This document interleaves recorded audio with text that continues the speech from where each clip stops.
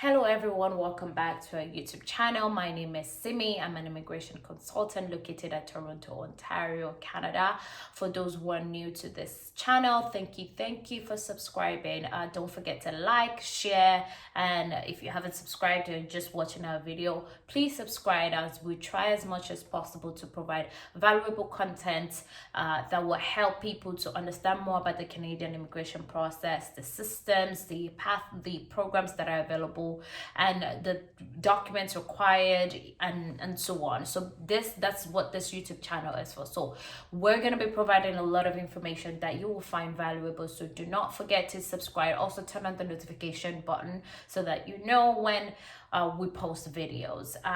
We also have our social media accounts where we also provide up-to-date information. If you're not already on our Instagram programs, our Instagram page, check us out at Citadel Global Agency, where we, like I said, we post more up-to-date information on a weekly basis. Almost every day we provide updates, posts, notifications on that. So feel free to go on there and follow us on Instagram.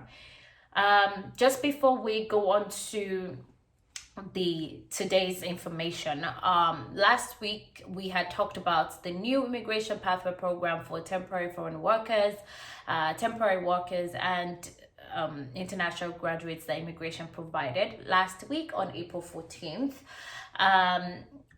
Before we go into details as to what we're going to discuss, I just want to say that today's info, again, as I've said in my previous videos, this information is not to be construed as a legal advice. It's only for information purpose that can be found anywhere. Although the information that I'm going to provide today has not been made public yet. So I'm just going to give you more insight as to the information that I provided last week about this pathway program for international graduates and essential workers. And then if you do have more questions that I do not necessarily have answered in this video, feel free to send us an email at info@citadelglobalagency.com or at citadel.globalagency@gmail.com, and we'll be happy to respond to your inquiry. So today, like I said, I'm going to be going on of what I had initially started to discuss last week, but perhaps because the program was new, there was a lot of things that were still unclear. However, there's been a lot of meetings that lawyers, immigration organizations have had with the minister and immigration officers. So more information is now going to be put out there. However, before the public gets a hold of this information, and sometimes might dilute it, I just want to get out here and let you guys know of the feedback, the update that I have on some questions that some of the eligibility requirements that might have not been clear. So that's what this video is going to be about. So let's just do a recap of what this pathway is about. So last week on April 14th, immigration provided a new pathway, introduced a new public policy that allows for essential workers, healthcare workers, and international graduates to apply for permanent residence, which they hope to finalize at the end of this year. So what does that entail? Although there is this pathway for like I said, the healthcare essential workers, international graduate, there's also another policy for French workers which hasn't been introduced yet. It's still a public policy. They've announced it, but it's also not live. The only difference between the French policy and this policy, that's the international graduates, the healthcare workers, essential workers, is that there is a cap. There is a cap, which we all know about, and that cap is 90,000 for everyone. So we're talking about, I'm going to go into the breakdown. So we're talking about 40,000 for international graduates, 30,000 for essential workers, and 20,000 for healthcare workers. If you do want more details as to how this breakdown works or who fits into what, sorry, I'm just trying to, yeah. I don't want my laptop to go off. So, okay. So if you do want more information about the details of this eligibility requirement, although I'm going to break them down, I will put a link in the description below so that you can also review this information on your own. And if you also have any questions, send us an email. Okay. I will be happy to go into it. So now that I've gotten down to the background of what I'm going to be talking about, I'm going to go back to the international graduates. What are those eligibility requirements? So I'm just gonna open this up so that if I can be talking about them one after the other. What do they mean? So we all know that this one of the conditions is that the foreign national has to have completed the education before January 2017. So anything before January 2017, that you would not be eligible. So you have to have a degree, you have to have completed your degree, you have to have completed your diploma, whatever the case may be, before January 2017 for you to be eligible. The other requirement is that you have to be granted either a degree, an associate degree, a bachelor's degree, a PhD degree, for you to be eligible. So you have to have either an associate, a bachelor's, or a master's degree, or a doctorate for you to be eligible. And all those degrees can be for 8 months, or because sometimes master's program are only for about a year, which is about 2 semesters, 8 months. If that's the case, you are qualified.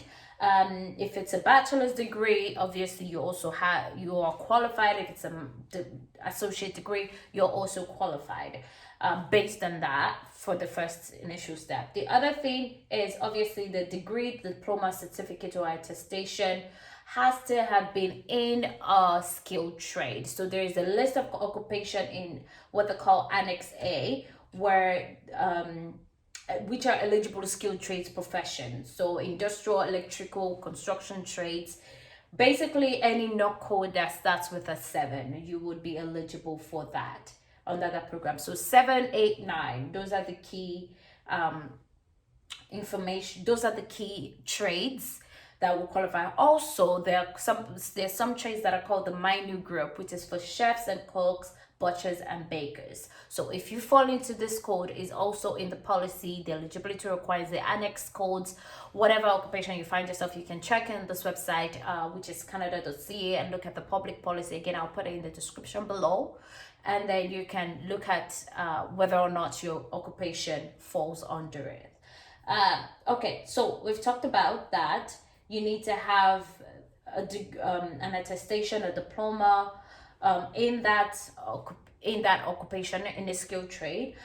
Now, this is where a lot of clarification needs to be made. Whether a 1-year program, which is only for 8 months, if you have just 1-year program, whether you qualify, the answer to that is no. Unfortunately, it has to. If you only have just 8 months degree, not degree, diploma or certificates, if you only have 1 year, just 8 months, nothing else, you didn't do anything after that, for this policy, you would not be able to qualify. Unfortunately, it is sad, it sucks, I know, but that's what it is at this moment.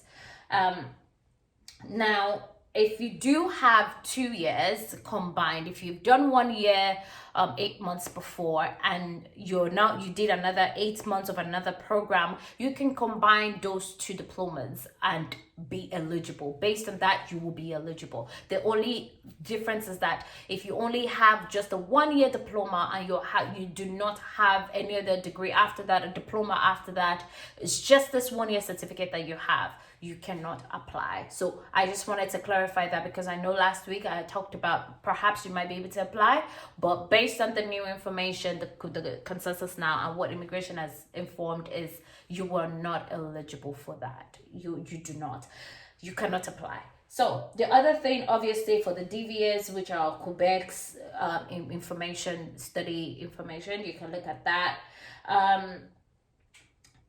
The other thing is that you have to have been authorized to study. Of course, we know that. Again, I'm not going to go into more details. I just wanted to clarify on key points. I did do a more thorough video in my last session.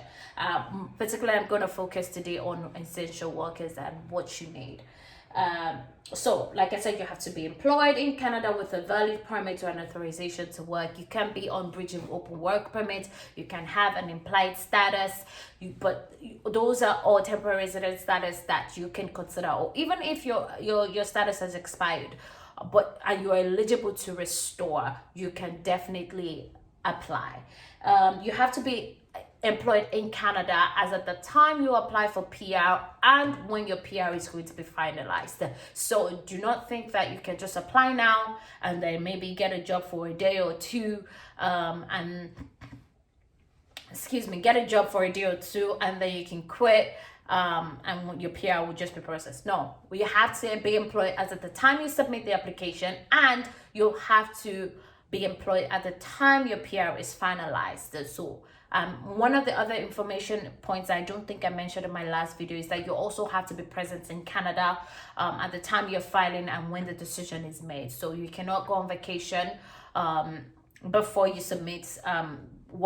You cannot be outside Canada and submit an application, or be outside Canada when the decision is being made. So you have to keep in mind all of this important requirements.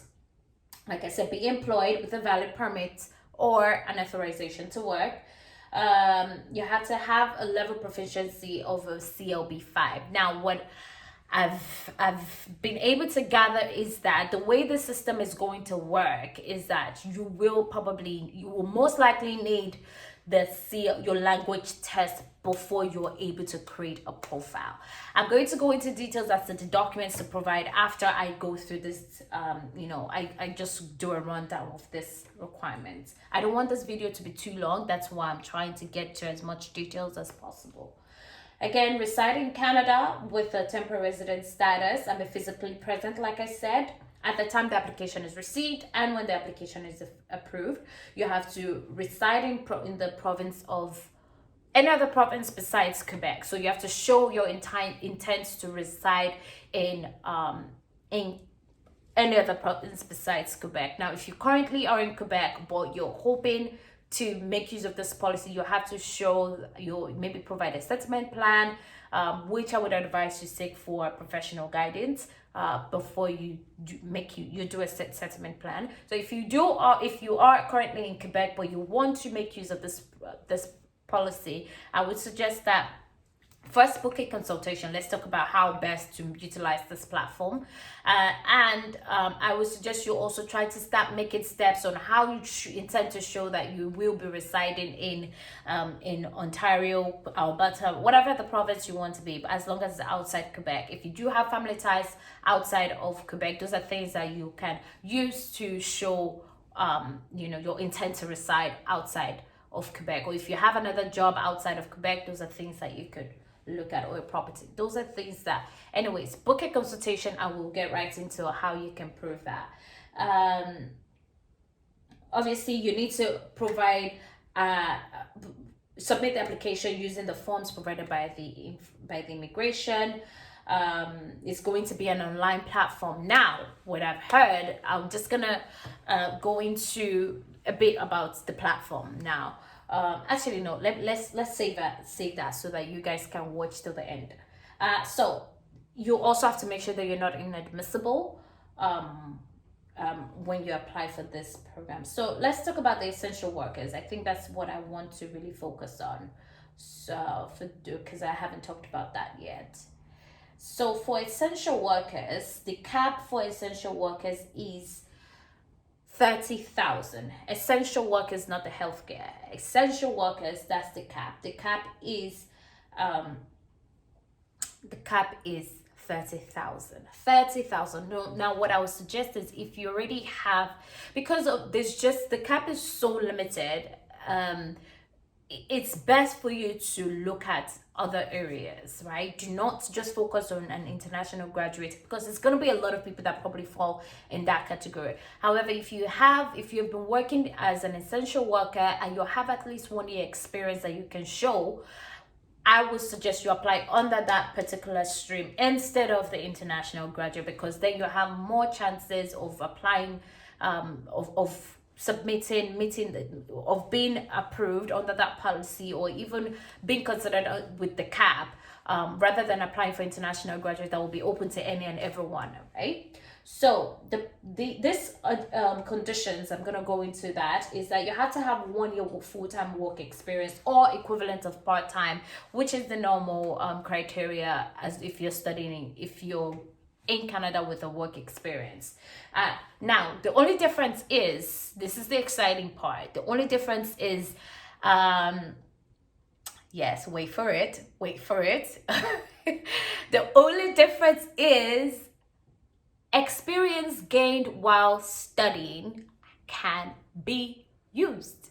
Yes, we need a drum roll for that. Experience gained while studying can be used. So you do not have to be on a valid work permit for you to make use of this policy, this particular stream. So if you're a student and you worked part-time and 40 hours of school session and you experience continuously or collaboratively, you can use, I said collaboratively, you can use this experience to apply under this stream. So you do not have to panic and say, oh, my work experience was gained with while I was in school. I don't know if that qualifies.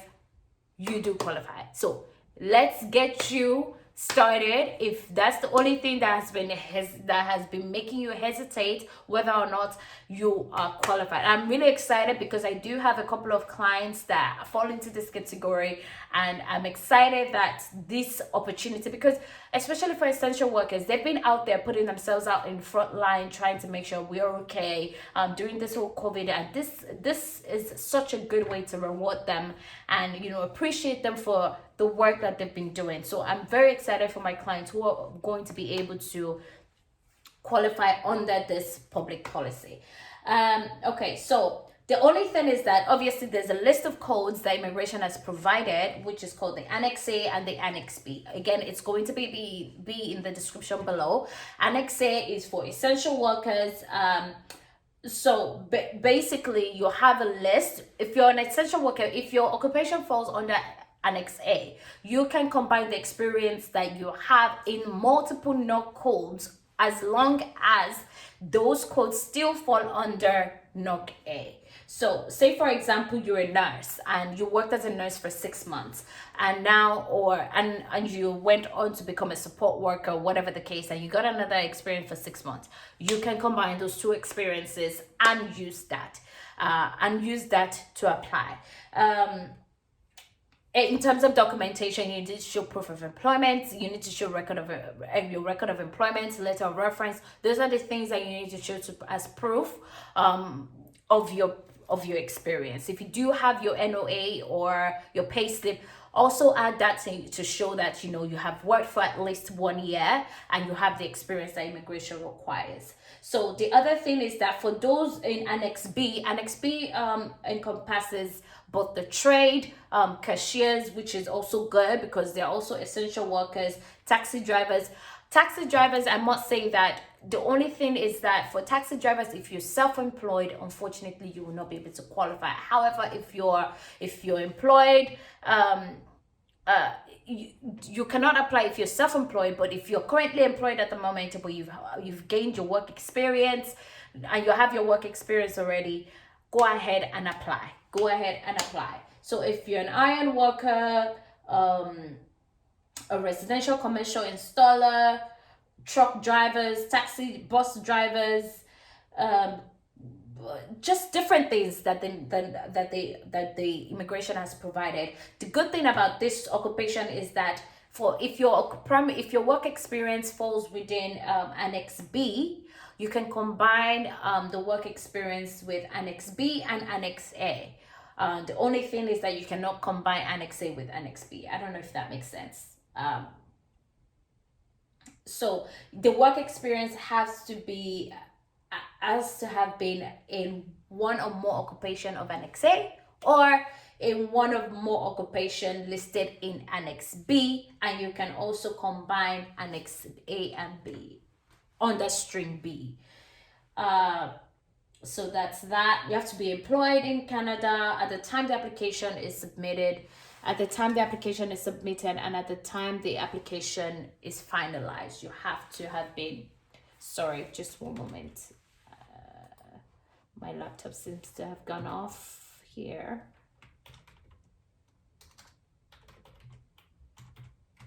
Sorry about that. Okay, so let's go ahead. So employed, you have to be employed. Your employment has to have been authorized. It cannot be self-employed, which is why I said that for taxi drivers, you cannot use this except you are working with someone or an organization or an agency, some sort. The good thing also about this particular program is that unlike the international graduates, which requires the CLB5, this requires CLB4, which is very, very, very, very low. So good job on that one, immigration, Canada.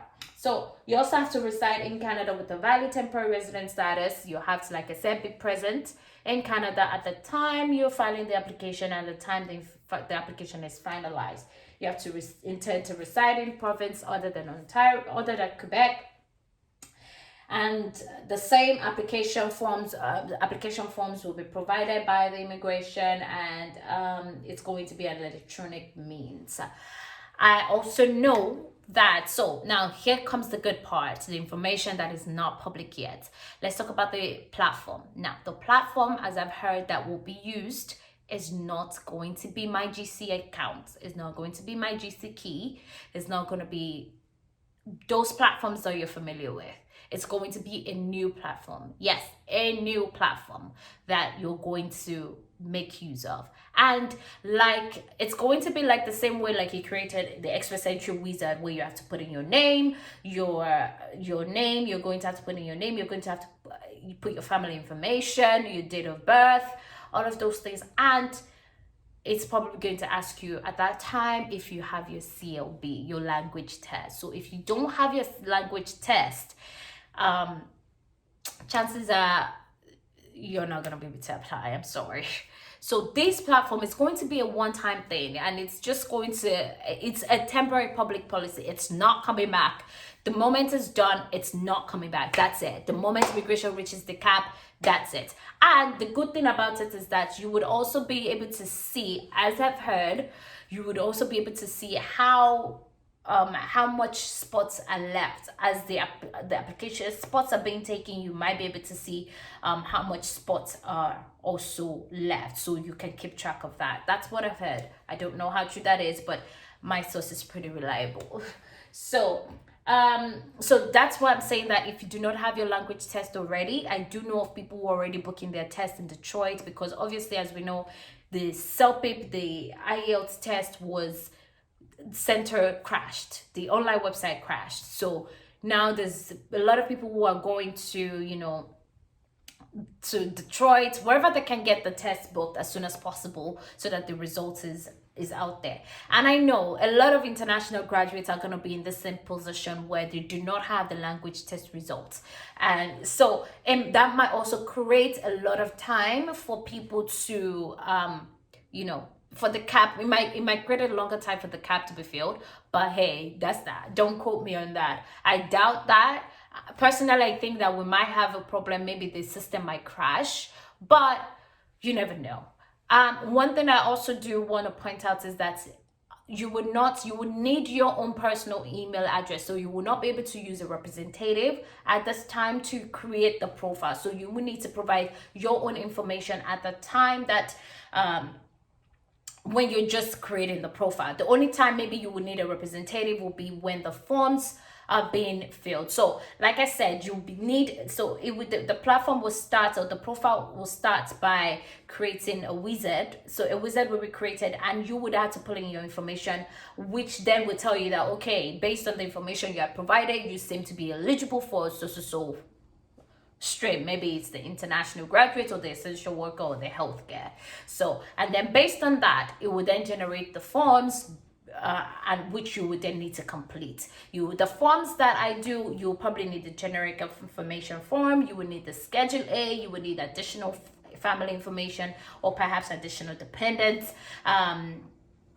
Whether or not you need a use of rep, that's also I am not clear on.